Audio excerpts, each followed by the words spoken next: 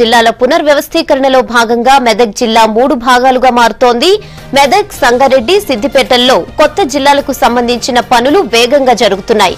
ఇక తాత్కాలిక కార్యాలయాల్లో పనులు దాదాపుగా పూర్తి కావచ్చాయి.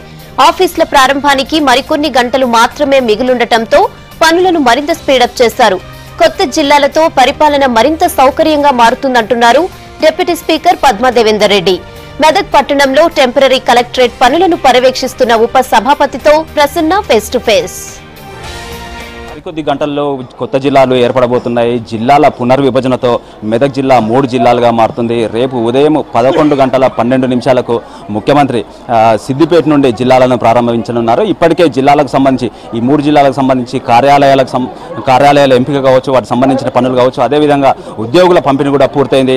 ఇటు మెదక్లో చూసుకుంటే రాయల్ డిగ్రీ కాలేజీని తాత్కాలిక కలెక్టరేట్గా మారుస్తున్నారు. దీనికి సంబంధించిన పనులు మొత్తం డిప్యూటీ స్పీకర్ పద్మా దేవేందర్ రెడ్డి గారు దగ్గర నుండి పర్యవేక్షిస్తున్నారు. మేడం చెప్పండి, దీనికి సంబంధించిన పనులు ఎంతవరకు వచ్చినాయి? అంటే చాలా త్వరితగతిన వేగవంతంగా పనులు జరుగుతూ ఉన్నాయి. దసరా రోజే దీన్ని ప్రారంభం చేయాలి. మంచి ముహూర్తం ఉంది. విజయదశమి విజయం చేకూరుతుంది, శుభం కలుగుతుందని చెప్పి ముఖ్యమంత్రి గారు నిర్ణయించడం జరిగింది. 11:13 తెలంగాణలో కొత్తగా ఏర్పడుతున్న 21 జిల్లాలను కూడా ఏర్పాటు చేయాలి, కార్యాలయాన్ని ప్రారంభం చేయాలని చెప్పి ముఖ్యమంత్రి గారి ఆదేశాలు. దాని ప్రకారంగానే పనులు కూడా వేగవంతంగా జరుగుతున్నాయి. అధికారులందరూ కూడా పర్యవేక్షిస్తూ ఉన్నారు. ముఖ్యంగా మెదక్ జిల్లాకు సంబంధించి మరి రాయల్ కాలేజీనే కలెక్టరేట్గా నిర్ణయించడం జరిగింది. రాయల్ కాలేజీలో రేపు పెరేడ్తో పాటు జెండా ఆవిష్కరణ, అదేవిధంగా కొత్త కలెక్టర్ కూడా ఛార్జ్ తీసుకోవడం, ఎస్పీ ఆఫీస్ కూడా ఏర్పాటు చేయడం జరిగింది. కొత్త ఎస్పీగా కూడా మరి ఛార్జ్ తీసుకోవడం జరుగుతుంది. దీంట్లో 3 డివిజన్లను కూడా ఏర్పాటు చేయడం జరిగింది. ఈ జిల్లాకు మెదక్ జిల్లాకు సంబంధించి 20 మండలాలతోని 3 డివిజన్లు, రేపు 3 డివిజన్ కార్యాలయాలు కూడా ప్రారంభం జరుగుతాయి. అది 12:30-1 ప్రాంతంలో జరగబోతా ఉంది. ఈ చిన్న జిల్లాలు అనేది పరిపాలన సౌలభ్యం కోసం చేయడం జరుగుతూ ఉంది. ఎలక్షన్ మేనిఫెస్టోలో కూడా పెట్టడం జరిగింది. చిన్న జిల్లాలు ఏర్పాటు చేస్తాము, పరిపాలన సౌలభ్యం ఉంటుంది. ఒక 250-300 కుటుంబాలు కనుక ఒక జిల్లా చేసుకున్నట్టయితే వారి యొక్క ప్రతి కుటుంబం యొక్క స్థితిగతులు మనకు అధికారులకు అవగాహనకు వస్తాయి. ప్రతి స్థితిగతులతో పాటు వాళ్ళ అవసరాలు కూడా తెలుస్తాయి. కాబట్టి అధికారులు కానీ ప్రజాప్రతినిధులు కానీ ప్రతి గుండెను గుడిసెను టచ్ చేసే విధంగా పాలన జరుగుతుందనే నినాదంతోనే కొత్త జిల్లాలను చేయడం జరిగింది. ఈ పరిపాలన సౌలభ్యం కోసం చేసుకుంటా ఉన్నాం.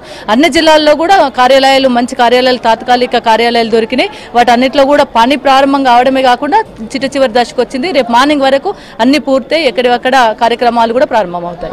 మెదక్ జిల్లాకు సంబంధించి భౌగోళిక స్వరూపం ఏ విధంగా ఉండబోతుంది? చివరి క్షణంలో ఏదైనా గ్రామాలు కావచ్చు, ఏదైనా మండలాలు కావచ్చు వచ్చి చేరే అవకాశం ఏమైనా ఉందా? అంటే ఆల్మోస్ట్ పూర్తిగా కంప్లీట్ అయ్యి వచ్చిందండి. ఎందుకంటే దాదాపు 20 మండలాలతోని ఈ జిల్లా ముందుగా 14 మండలాలతో ముసాయిదా ప్రారంభమైనప్పటికీ కూడా కొంతమంది ప్రజల డిమాండ్తోని 20 మండలాలతో ఈ కార్యక్రమాన్ని పూర్తి చేసుకోవడం జరిగింది. 3 డివిజన్లను కూడా ఏర్పాటు చేసుకున్నాం. కొత్తగా 4 మండలాలను కూడా ఏర్పాటు చేసుకోవడం జరిగింది. ఇప్పటికీ చిన్న చిన్న గ్రామాల డిమాండ్ తప్ప మండలాలు వచ్చే ప్రసక్తి అంటే ఆ డిమాండ్ అయితే లేదు. 20 మండలాలతో పూర్తిగా జిల్లా మంచి స్వరూపంతో 3 డివిజన్లతోని చాలా చక్కగా ఈ జిల్లా ఏర్పడుతుంది. ఎందుకంటే గతంలో జిల్లా ఉన్నప్పటికీ కూడా హెడ్ క్వార్టర్ ఇక్కడ లేకపోవడం వల్ల సంగారెడ్డిలో ఉండడం వల్ల పరిపాలన సౌలభ్యం చాలా కుంటుపడింది. మెదక్ ప్రాంతం పూర్తిగా వెనుకబడింది. దీన్ని ముందుకు తీసుకెళ్లాలంటే ఇక్కడ హెడ్ క్వార్టర్ను చేయాలి. ఒక 4 హైవేలు కూడా ఈ జిల్లాకు రాబోతా ఉన్నాయి. ముఖ్యంగా నర్సాపూర్ బోధన్ హైవే రాబోతా ఉంది. అదేవిధంగా ఇక్కడ మెదక్ నుండి ఈ బోధన్ హైవేకి కనెక్టింగ్ అసన్పర్తి వరకు కూడా ఇంకో హైవే రాబోతా ఉంది. ఇప్పటికే హైవే 44 ఉంది.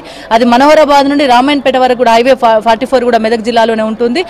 బొడ్మట్పల్లి హైవే కూడా దీంట్లో ఉంటుంది. అంటే 4 హైవేలు ఒక రింగ్ రోడ్ తోని మెదక్ పట్టణ స్వరూపం మారబోతా ఉంది.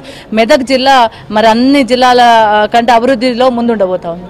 రాష్ట్ర ఆవిర్భావం దాని తరహాలోనే ఈ జిల్లాలకు సంబంధించిన కూడా ఏర్పాట్లు చేయాలని చెప్పి ఇప్పటికే ముఖ్యమంత్రి మీకు ఆదేశించినట్లు తెలిసింది. రేపు ఏ కార్యక్రమాలు ఉండబోతున్నాయి? అంటే ముఖ్యంగా ఇది ప్రజలందరూ కూడా సంతోషంతో చేసుకునే కార్యక్రమం. నిజంగా కూడా మెదక్ జిల్లాను తీసుకున్నట్టయితే మిగతా జిల్లాలను కూడా ప్రజల ఆకాంక్ష, ప్రజల డిమాండ్ ఉంది. ఆ డిమాండ్తో పాటు పరిపాలన సౌలభ్యం ఉంది. కాబట్టి ప్రజల ఆకాంక్ష నెరవేరుతున్న సందర్భంలో ప్రజలు చాలా సంతోషంగా సంబరాలు చేసుకుంటా ఉన్నారు.